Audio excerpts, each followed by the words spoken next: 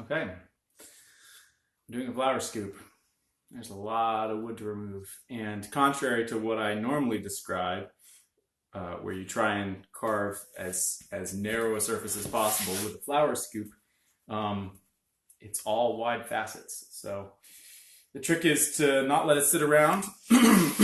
Carve it fairly green or fairly fresh. You know, if I were to let this cherry sit out for a while, I would really struggle with it. So I just axed it.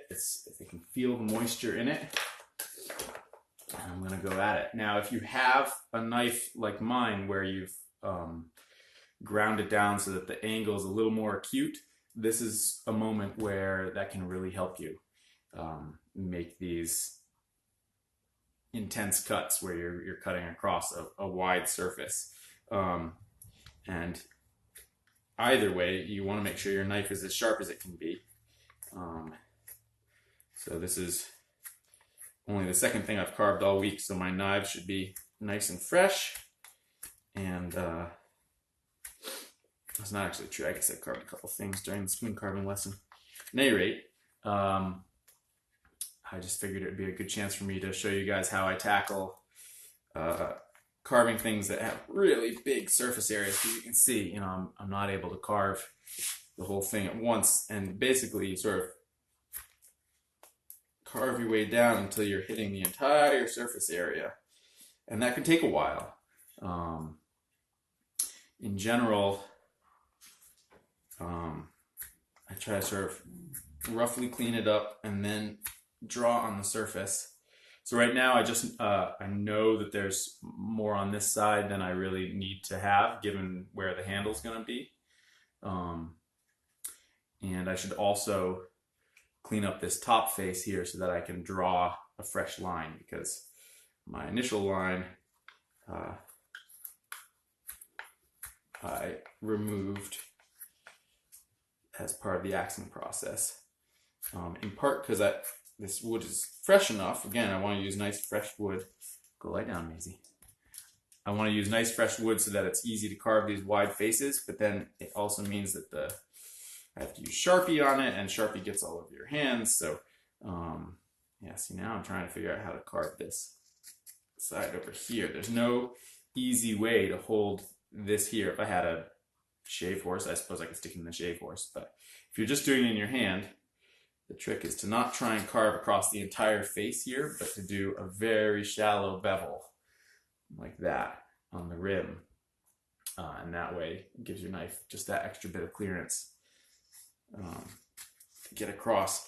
With something as big as this, and I suppose with spoons in general, it is helpful to just sort of be thinking thoughtfully through every step of the process so that you don't remove material that you're going to need later on. So for instance, I'm carving this top line now so that I can draw my outline, so that I make sure that I'm not removing any material that I can then carve to that outline. I'm not removing any material that I'm going to need later on. So if you guys have any questions, it doesn't have to pertain to this, and I'm certainly not going to finish this by the time the live story will end. These usually take an hour and a half to 2 hours to complete, just because there's so much material to remove in that center bit. So we'll see how far I go. Hi, Dan. Oh, hi, Victoria. I need to email you, Victoria. So I'm going to be emailing you soon. We'll figure out what works for having you for a lesson.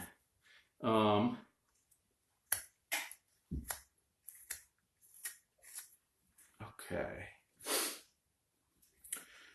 All right, so I wanted to make sure that the tip was slightly rounded, because I feel like it's useful to have the very front lip of something be just slightly rounded forward. I had a good conversation at the Spoonosaurus gathering with Matt Wellner, who's a chef, where I was asking him his opinion about when you're doing a spatula, you know, should your spatula be completely flat on the top? Should it be rounded over?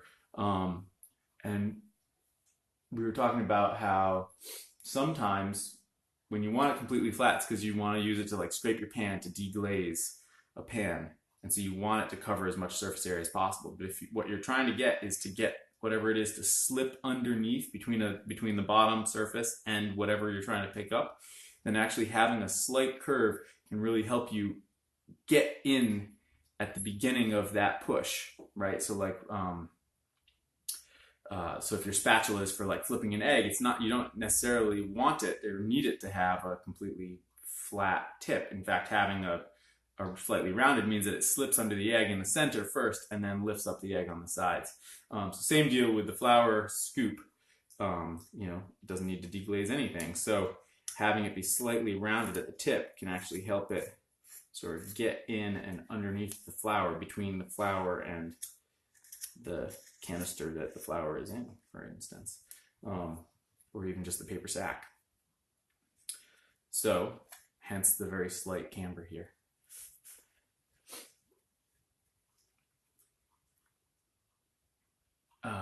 At last you caught me live. Yes, exactly. Hi, Jessica. This flour scoop is claimed. It's for an order for a woman who ordered it a while ago. But if you're interested in a flour scoop, just let me know. Always happy to get more of these under my belt. This is only maybe the 4th or 5th large flour scoop that I've done. And I feel like with each one I'm getting a clearer sense of what it takes. There we go. Rounding the end down. I think it's nice to have a rounded front to the sides so that it doesn't bump into things unnecessarily. Okay, Jessica, just send me a message or an email, and we'll set it up. We'll get it on the list. All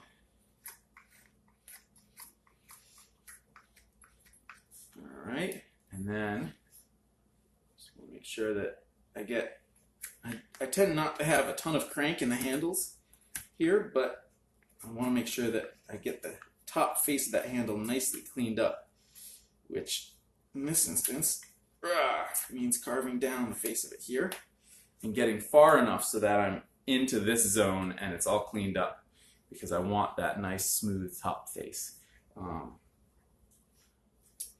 And then I tend to have a little bit of curve to my flour scoop, because I figure it helps you when you're going into something to have that little kick up, that crank. Cupcakes were amazing, Jessica. Yeah, they were so good. Thank you. And so that little kick up is something I incorporate into all my scoops, because I feel like it helps them function better, because at least in my experience, I'm rarely going for flour out of something that is completely horizontal. It's always standing upright vertical, and you got to go down and then come out of it.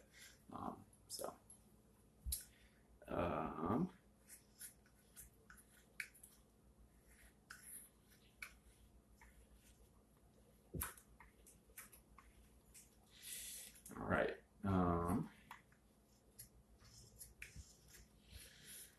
Okay, so I've got a slight camber on this side. Now I'm just going to bring this other side down to match it. This side is easier because my knife handle's hanging off the side there. So it's also partly why I do this side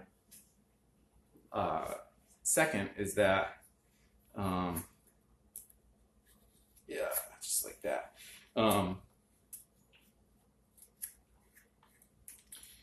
Is that it's easier to do this side, so I want to make sure I don't go too low. And so part of what I'm doing is I'm also adjusting. There's a slight twist where this corner is higher than the other corner, so I want to even that out and get this top face as close to even as I can. Now I'm basically creating an arbitrary top surface that will then match up as close as I can with this bottom surface, but I haven't adjusted the bottom surface at all, so so it's mostly, right now, everything is sort of flowing off this top surface of the handle that I created. So, looking pretty good. All right, so once I get this top surface done, which it is, now I can draw the shape that I want. I like my flower scoops to have pretty blunt, rounded back end. It's largely just aesthetics, but I don't know, I just like the way that looks. All right, so if I do that come down like that, and you can see how on this side, so I drew this side first, but this side actually has less material, so I had to lower this down, and I don't know if you can see, but this is just a fraction lower than this one. So now I'm going to lower that line just a smidge. It's almost a pencil width worth, but it will make a difference. And then I have extra material on this side of the handle. In order to get the handle centered, I need to pay attention to what the center line is of this form that I've created for the scoop itself, and not just run with where the handle's at. I've deliberately left myself some wiggle room within the handle from, I'm trying to get my hand to go side to side. Within the handle from side to side here, I can put it one way or the other way. And that's a deliberate choice so that I can easily achieve symmetry by adjusting the handle, which is small and easy to carve, versus changing the massive bit right here, right? So I want this to be whatever it is, and then the symmetry of this will line up with that. So I have to give myself room to do that. So there we go.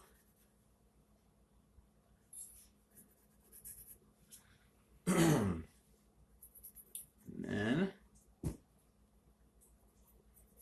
going to try a more truly rounded handle than I've done in the past on the end here, just to, I want the curvature of the back of the handle here to mimic the curve of the back of the shoulder here a little bit more.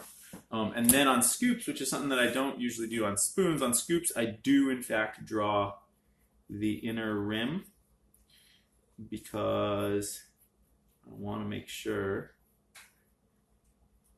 that I'm thinking about where that is and how it looks for when I'm carving the outside. So pull the inner rim all the way down, and then I'll actually pull it all the way down the front face and across and then up the other side, because that's what's going to be removed. It's all this material in the front as well. So now I have to remember that bottom face hasn't been trimmed up yet, so I'm basically I'm going to pull it down from the other side, and then basically this is where I determine where that square line is. It's right here. I squinted it a little bit and I say, okay, let me go down as far on this side as I can, meet it with that side, and put it down just a little bit further, and that's as close as I can go.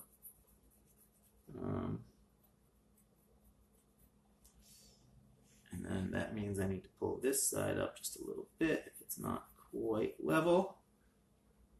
Yeah, that's pretty good. So you can see how I had to account for the fact that this was lower than it needs to be compared to that. So, all right, so now I could either carve to that outline or I could carve the bottom face, and I'll probably do the bottom face first just a little bit, just in case that changes anything. Now, if I had a shaving horse, would I be doing this with a draw knife? You bet. But I don't, and I don't carve enough of these to warrant having a shaving horse just yet, given that I don't have an easy space to keep it. So someday when I have a shop, I will totally be doing much more of these with a draw knife. But for now, you can still get away with doing them with a knife. You'll notice the cuts I'm doing, and let me drop this down. The cuts I'm doing are sort of these pivots to get across this big face. And I'm almost going sort of across the grain at a 45-degree angle. And I want to make sure that I'm keeping the lip the way I want it to be on the front here, but then it's a lot of just kind of checking and removing a little bit more and checking again. Okay, so now that I have this lip the way I want it to be, I think I'm probably going to carve around the outline and then pull the sides in, because this is so wide that if I end up pulling the sides in a little more, which I might not, but I might, then that'll keep me from having to, that'll give me a true accurate line of what the surface here that I'm going for looks like.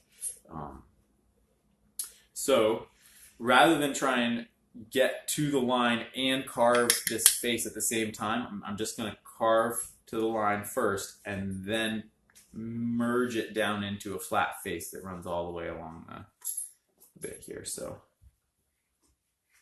there we go, carving to the line, and that way I can carve to that line and it'll look really nice and clean because I'm only carving a thin little bit of wood and a nice clean curve.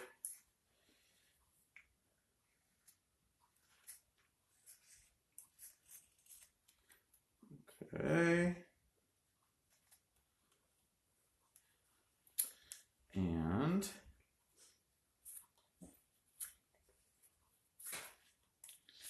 this side, yeah. Yep. Carve into that line there. So I'm teaching my first multi-day workshop. No, that's not true. I taught Matt Wellner in a multi-day workshop last year, but I'm teaching my first multi-day, multi-person workshop. So I'll have 7 people in a 2-day workshop at the Adirondack Folk School this weekend, Saturday and Sunday.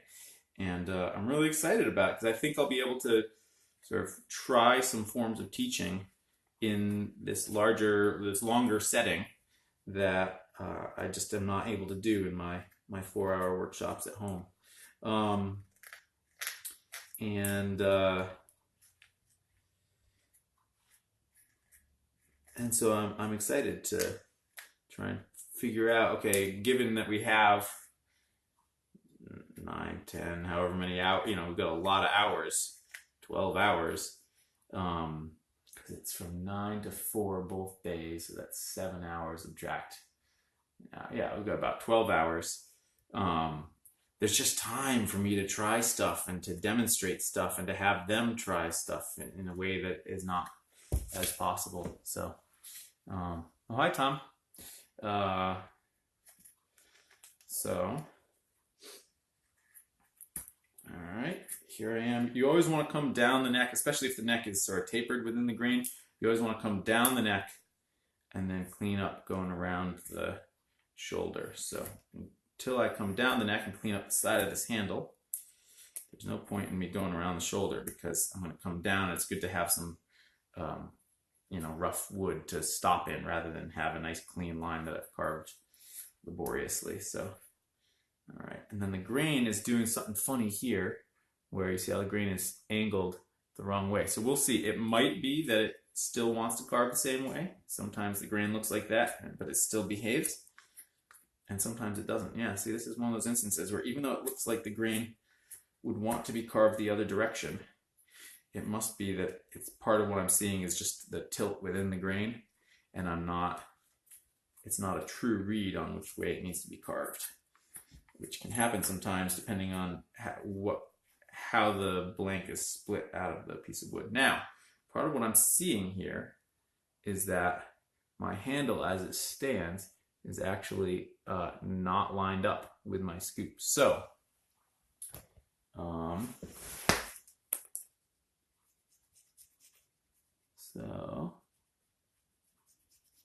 actually going to redraw that line before I go any further.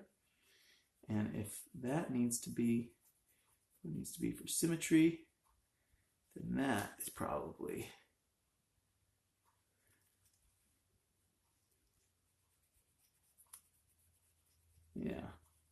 don't want to go too much narrower than that. Yeah, that's better.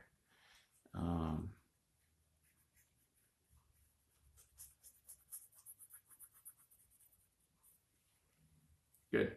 I generally don't erase lines. I just make them darker, the ones that I want to keep. But in this case, I'm going to erase a little bit just to be able to see more clearly what I'm doing. Okay.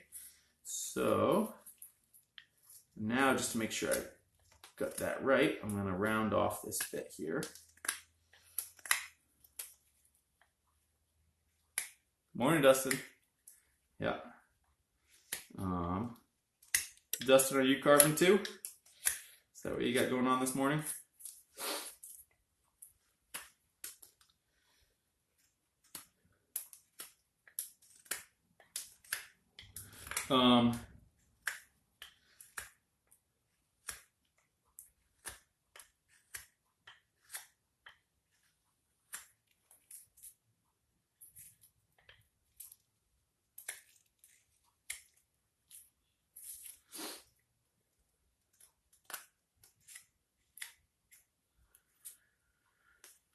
Okay. Morning, Brian. All right, so now I'm just cleaning up this bit here. And again, when you're doing wide faces like this, I find, what's that? Hold on, I gotta go see if something blew off the front porch.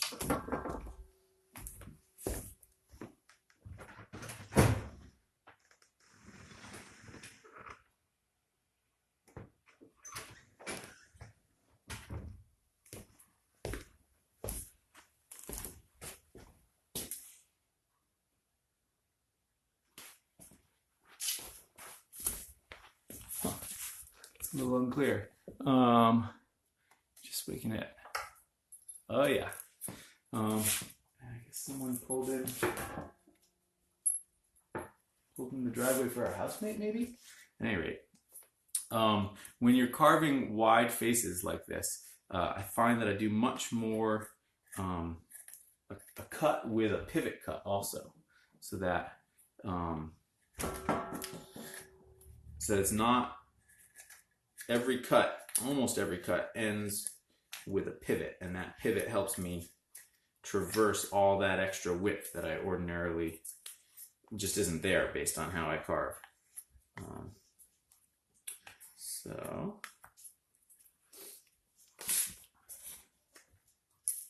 good girl, Willa. All right. Good. Okay, you can see I got one shoulder carved now. Morning, Matt. And Steven. Nice to have you guys here.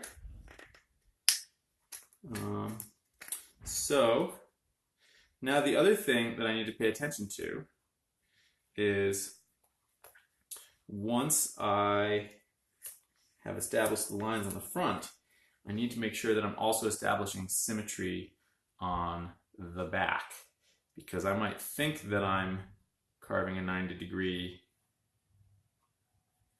face here, but the proof is in the pudding, and if it looks that way on the front, nicely symmetrical, and that way on the back, not symmetrical, then I need to figure out why that is and adjust it.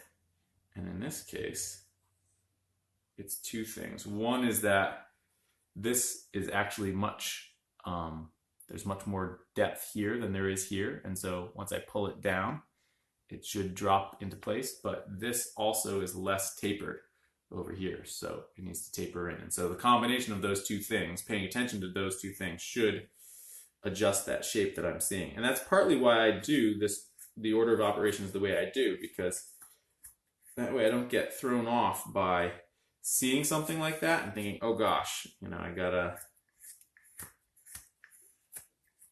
adjust, and then you adjust, and then you didn't adjust the right thing. So yeah, there we go. Good. Hi, Paul. Paul, don't get excited. This scoop is not your scoop. Sorry, I'm getting to your order. Let's see.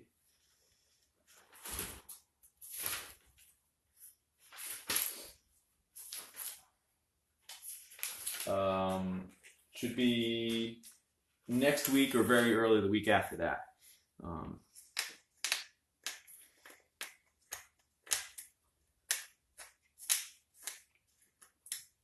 right. So now I'm carving up and around this shoulder, and again, as many of these cuts as I can have a long pivot at the end, so that I can hit that whole wide face. And I'm also trying to clean up this shoulder here.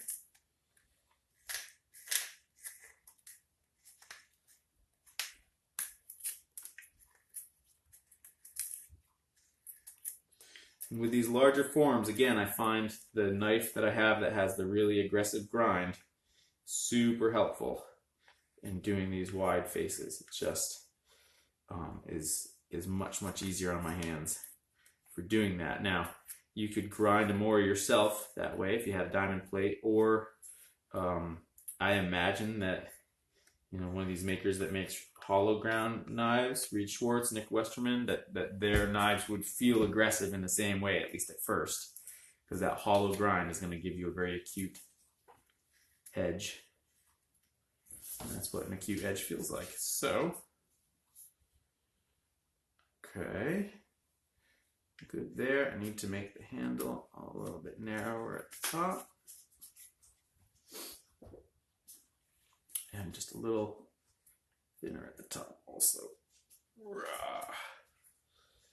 So I'm controlling that cut there by controlling the cut with a push of these fingers, these two fingers, as well as pull. So it's not just, because if I just pulled, when it came out of the wood, it would come out and slam into the shoulder. So by controlling it with these fingers also at the same time, like that, I basically am able to sort of stop it from popping out and going into the shoulder when it does. And just a little bit more. Okay, good.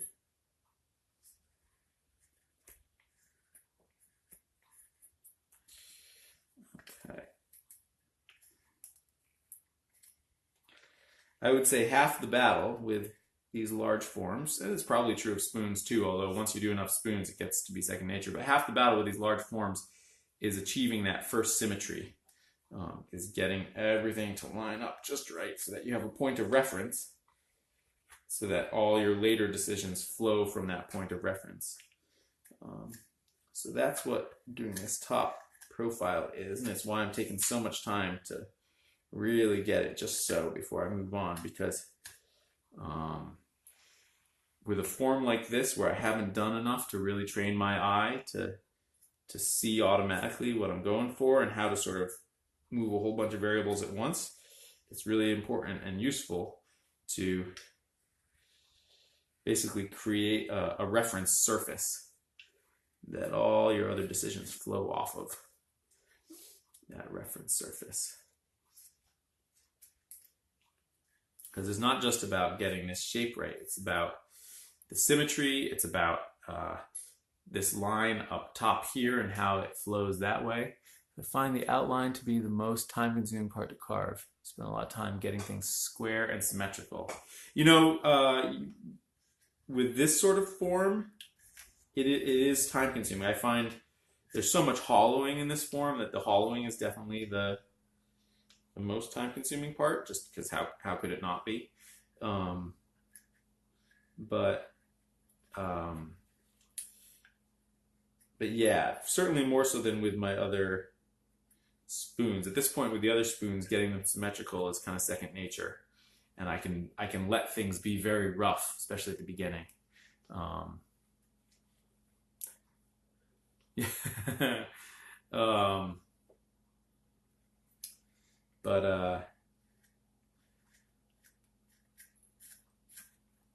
But I find with a form like this, and especially a form like, basically the simpler the form is, the more you've got to sort of have everything hang together off of sort of early decisions about you know, which lines you're going to carve to, because the simpler a form is, the more those early decisions matter in the shape that you ultimately achieve. Okay, so now I have to figure out how much to let the sides taper in. I want them to taper in somewhat, because the bowl, I can't get the sides of the bowl totally flat. I just don't have the right tools to do that.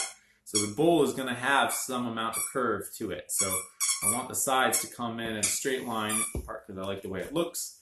And I like having a flat bottom for it to rest on. But it can't be too much 90 degrees because then it just feels very thick down here at the bottom. So it has to come in at a certain angle that then reduces the weight and the feel of the weight at the bottom. So how much to come in is largely just a matter of judgment and experience from previous scoops where I later had to adjust it to take that into account. You know, I'd do it the best I could, and then I'd carve out the middle as best I could, and then I'd realize that it was still too thick at the bottom. So you waste a lot of time going back and forth, carving out that thickness on the outside. So I'd much rather do it now. All right. And what I've found is that it's probably better to lean more rather than less. In that,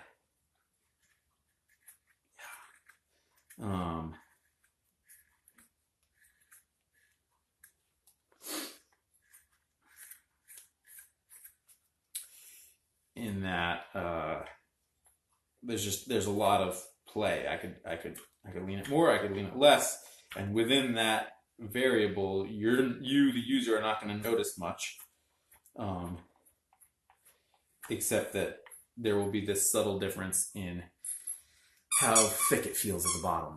So that's what I'm going for. That's Willa in the background. Jan, that's her toy. That's the toy you sent her. She loves it. She's already torn it half to shreds. It's her main thing that she chews on. And it's actually a fantastic toy because you can stomp on it with your foot and sort of hold it down, and she can try and tug it out from under your foot while you're doing other things. It's really brilliant, so thank you for sending it. All right. Now there's also sort of an upper limit to how big I can make these scoops because I need to be able to make these cuts, and there's an upper limit to how big I can hold here and still use my thumb as a pivot. So to some extent, the size I'm going for is a balance of the function it needs to serve and the form that I'm physically able to hold in my hand. And you can see how important these long pivots are to getting a smooth face. And then I'm mostly just checking the line here.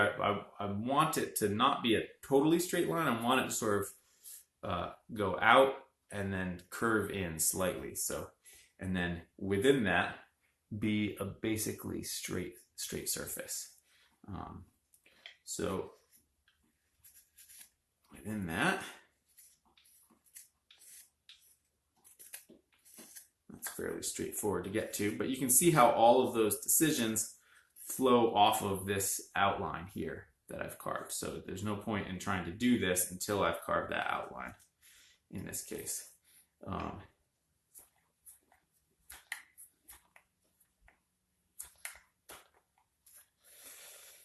And again, you can see how this is really maxing out what I can hold with my hand. And you can see how I'm starting all the way over here on the outline and then building that angle down and around the shoulder. And the nice thing about doing this before I do however much this lifts up in here in the back is that if I get those two symmetrical, then I can just do whatever I want with the back. By having it be a hard angle, I'm isolating those two forms. And as long as they are cleanly and symmetrically produced on both sides, then I can do whatever I want to this face here, and it will look good from whatever angle. If anyone has any questions not related to this, you're welcome to ask them. Entirely at my leisure here. Oh, and people can go check out, I just put a new blog post up on the website. So there's a link in my bio, or you can go to emmettvandrijs.com and check out the latest blog post called Permission. And let me know what you think. I always love hearing from people who read the blog, because it really, otherwise, unlike Instagram, it really kind of goes into an echo chamber, which is fine, and part of the deal. But if you like the blog, feel free to reach out. Either if you respond within the blog and the blog comments, I probably won't respond to you because it's difficult. I have to log in and then I have to do some other things.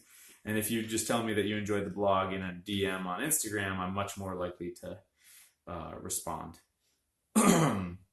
just because it's simpler for me. Okay, so now I have that one entire face done the way I want it, and now I am going to be pulling up the other side. Now, I'm just assessing that. Okay, good. So again, we start at the rim and we're angling it down. So I want to make sure the rim is cleanly exactly where I want it to be.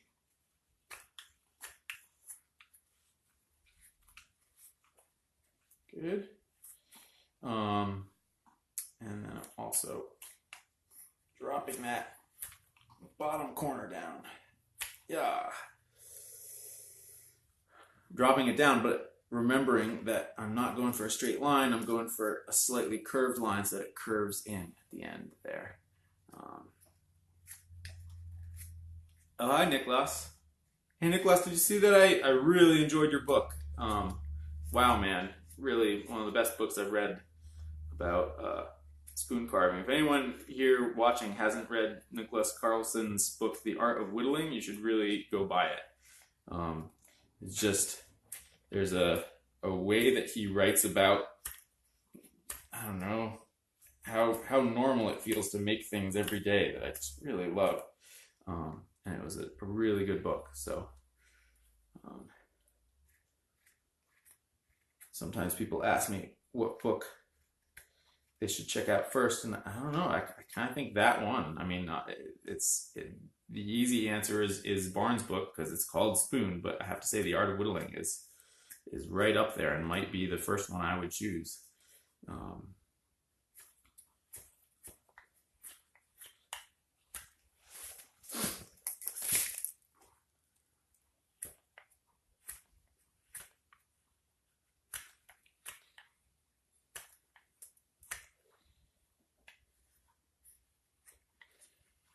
Okay, so now almost got the square faces done. So with these flower scoops, I shoot to have the outside form done within an hour. It really doesn't take long to axe out the blank because I'm not doing much, but I shoot to have the outside form done within an hour. One thing that I did not do here, which I'll probably go do before I continue, is I have a bowl adze, and I'll probably just chew up the surface with the bowl adze a little bit. I might try and hollow it out a little bit just because it'll speed it up. But if you don't have a bowl adze, it's not a big deal. It just saves a little bit of time. And until you're comfortable with the bowl adze, I would recommend that you do it early on so that if you miss strike, you can. I'll get better when it gets higher, that you can clean up the shape. If I had thought about it, I would have done it sooner. It just didn't even occur to me because I almost never use the adze. I use it to chew up the bowls of cooking spoons sometimes, but not always. But with these flower scoops, it is helpful to have it. It does save quite a bit of time. Okay. So we've almost got that done. All right, so now I can see quite clearly that this is higher than this side. So that's where I'm going to start, is lowering this back face down. So just so we're clear, I'm going to stop this video when I finish doing this bottom face, and that way my whole outside will be done. We'll probably chamfer the handles and the rims as well. And then we'll see. I might not doing the bowl of it as a live thing unless you guys really, really want me to. I could go either way. Maybe I should. But give a shout out if you'd find that helpful.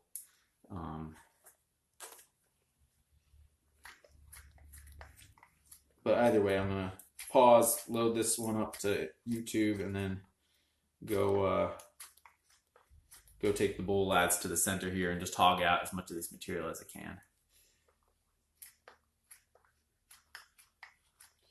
All right, so now I'm trying to get that center line, trying to get this centered on both sides, and I still have a little bit to go here.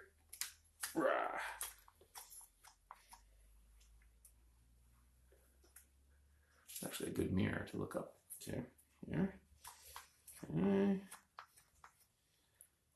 And you can see how as I lower this down, it's starting to become more symmetrical. So that's the other thing I need to make sure of, is that when that is symmetrical from side to side, then I'll need to sort of make any adjustments I need to get it looking symmetrical when I look at it from this angle. But I'm not going to do that just yet. First, I'm going to just make sure that this surface is smooth all the way across. So again, pivot cuts are your friend. So we're going at a 45-degree arc across the wood, but going with the grain as always.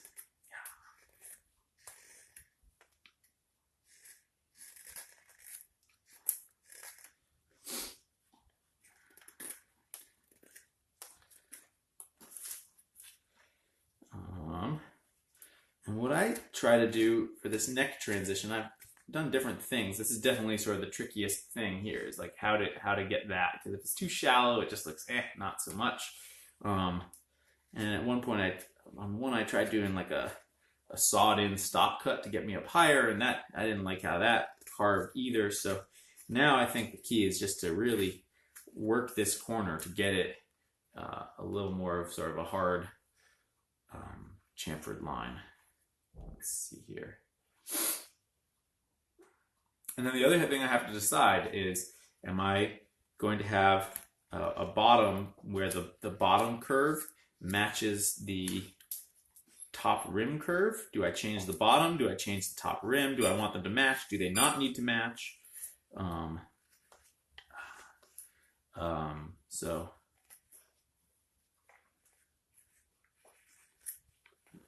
okay.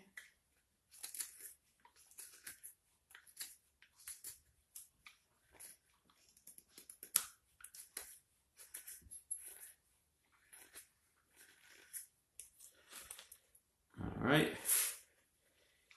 And you can see if I tried to just carve across it, it'd be a total pain. So these pivoting cuts that sort of sweep across the face in successive arcs are how I can get it nice and even and smooth and remove as many tool marks as possible. So, yeah.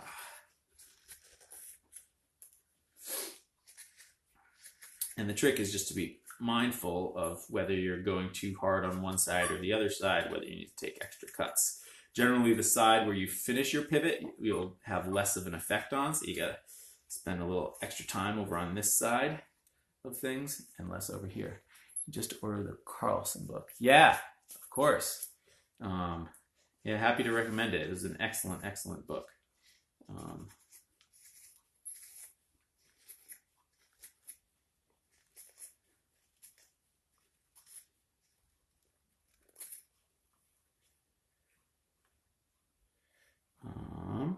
Okay, so good. I got the front bit done. Just about how I want it. Now you can see if I leave it like that, this is going to have much more of curvature than I necessarily want. Or just to put it another way, it just doesn't match the rim. I'll probably change the rim just because the rim, I quite like the curve, and the rim is easier to change than the bottom because the rim is just these two fairly narrow bevels. So to some extent, you sort of let the design take the path of least resistance, as long as it's a path that you're comfortable with and looks good and works well. So, yeah, there we go. Okay, so now I've smoothed that transition from the grain flowing one way to the grain flowing the other way. So that's another reason why I like to have my scoops have some curvature to them, is that it allows you to be pretty clear about which direction you should carve. You could achieve the same clarity by tilting the whole thing within the grain of a log. You know, if you didn't want it to have curvature, you could have the grain of the log would be like this and tilt the whole thing down like that. That would work pretty well. You could tilt it the other way like this. That would work less well because then the thin rim here would be going across the grain a little more. So it might be better to tilt it this way. If this is the top face of the log, tilt it that way. I personally like to just have it sort of tilted both ways. And now it's pretty shallow tilt on either side. It makes axing it out very easy. And then it makes it real obvious which direction I need to carve each face. So as you can see, the main thing I wanted to show in this video is this sort of pressing down with my thumb and then pivoting is how you get these clean, wide faces. And you're not trying to get the entire face in each pivot. Okay, so as I pull up, I can tell that I'm not quite going to get the symmetry I was hoping for. I'm going to have to adjust this side a little more, but we'll see. First I gotta finish getting this here. Yeah.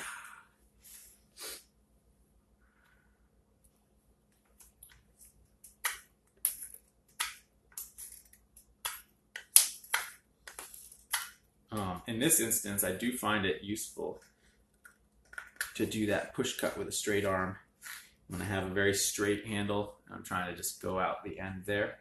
The trick, though, is to make sure that you're paying attention to what needs to happen. So this side needs to have more force on it so that I end up with a symmetrical handle. But I also want to make sure that I'm achieving the shape that I want to achieve when you look at it from the side. That's pretty good.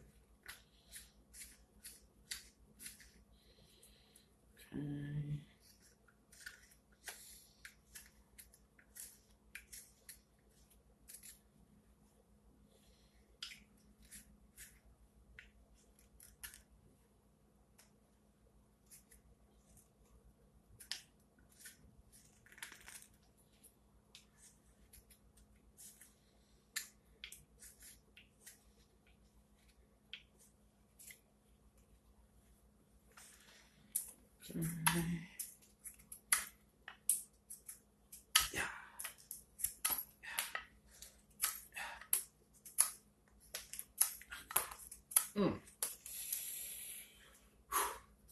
Okay, that's good.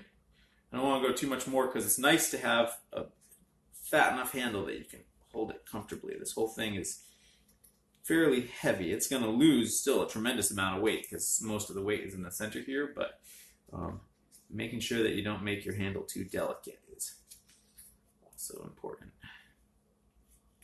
And just smoothing out the curve there.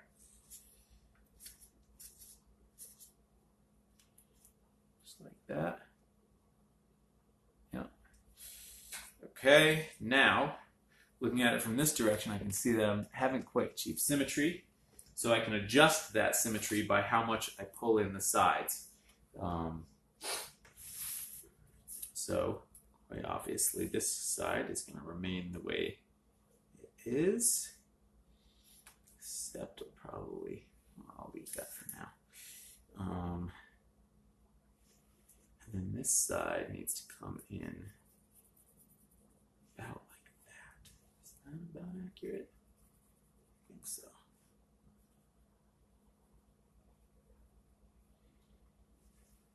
I often find that if I squint at something, I get a better sense of what it will look like once I've carved to the lines that I've drawn.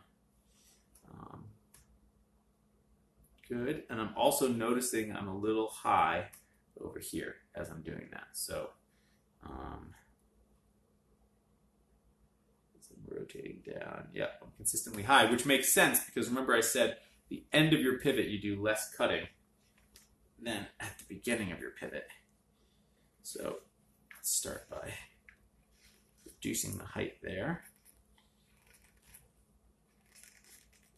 until I'm satisfied I've gotten it equal.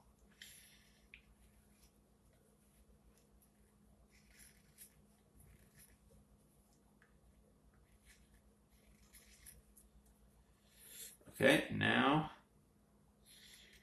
I'm going to lean this side in more into that line, and that's going to achieve the symmetry on the back that lines up with the symmetry on the front. Yeah.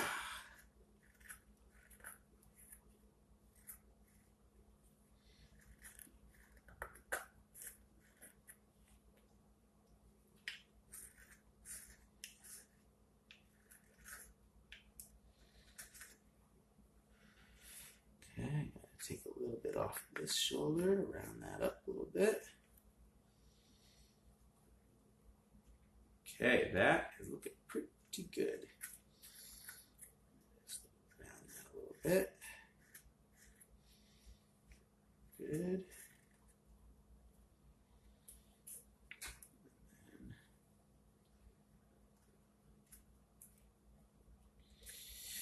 And then before I chamfer the handle, I'm just gonna drop the rim a little bit. Get the rim to match the bottom curve just a little bit better. So on this side, I can just eyeball it. Go, good. Yep. And again, it's a shallow bevel out, and that's going to form the rim in the end. And then I just want to make sure that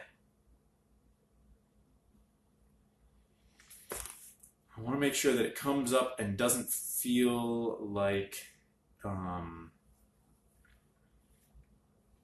probably going to drop this face down a little bit because I don't want the handle to feel like it's sort of drooping down. Anything, I want the handle to feel like it's either straight out or slightly cocked up a little bit. And you could see that if I left that face the way it was and I had this curving face, then the handle would almost look like it's pointed down a little bit. Correct, Dan. This is the hogging out knife that I had, where I made the bevels slightly wider. It's just a Moro 106, but I made the bevel slightly wider on a diamond plate, and it just means that it is more aggressive in a bite. Which for something like this, if I'm doing a wide face, is really helpful. So, okay, drop the handle down a little bit more. Good, like that. Just gonna cut through the grain there so it's out of my way. That's all gonna get hogged out later, so it doesn't matter that I left that very rough. And then, all right, so it doesn't have to match perfectly, but it is nice if the upper rim and the bottom rim have some, where they're talking to each other. They have some reference to one another. And then this rim, good. Just blend it into the shoulder there. I'm just gonna watch from the back. What I want is that an equal angle down from the back on each side. Oftentimes, if you don't pay attention to this blending, you get like a nice curve here and then a nice look here, and you have a bump right here. So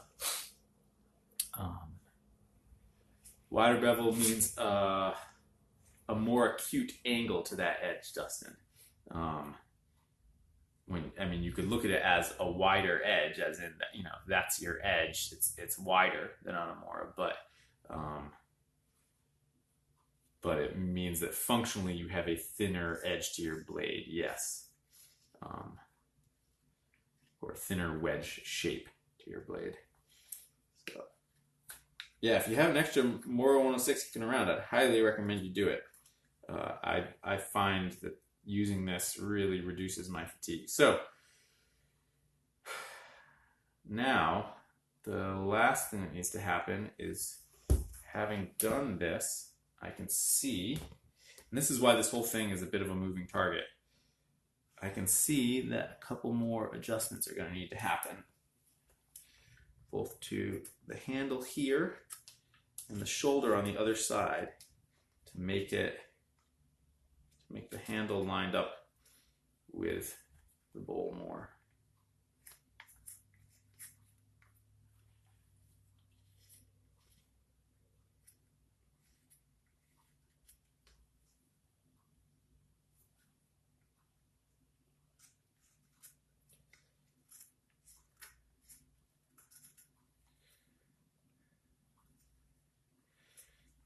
Okay.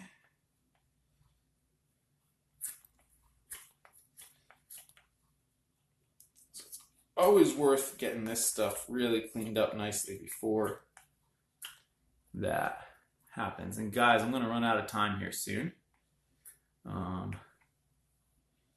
Hey, Soiree. Yeah, you need to get more than one Sloyd knife, man. Yeah, I mean, just having an extra Sloyd knife so that if something happens to the one that you're using and you don't have to stop carving, you just pull out another one and keep going, is really helpful. I don't know, I'm kind of on a kick now where for a long time I didn't buy very many tools. Like, I was on a, let's make it as efficient as possible by spending as little as possible to get up and running. And now I've realized that it's not like I'm going tool crazy, but now I have realized that there's just a lot of efficiencies that can be gained from having the right tools and spending a little bit of money on the right tools. So I'm much more into that now than I was, and less focused on sort of making do with what I have. And I have to say, I'd recommend to anyone starting out, don't be fixated. I mean, figure out if you want to do it with as little money up front as possible, but then I do think it's worth spending money, buying really good tools, and buying enough tools, and buying books, and buying spoons from other makers, and just spend some money, because you could spend a lot of time trying to do it on the cheap, and in the end, time is what we all have as a limiting factor.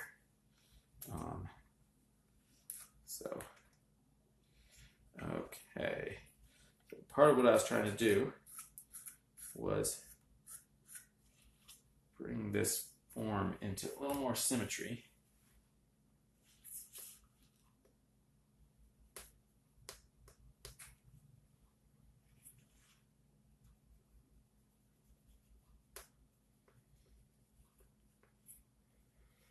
Go.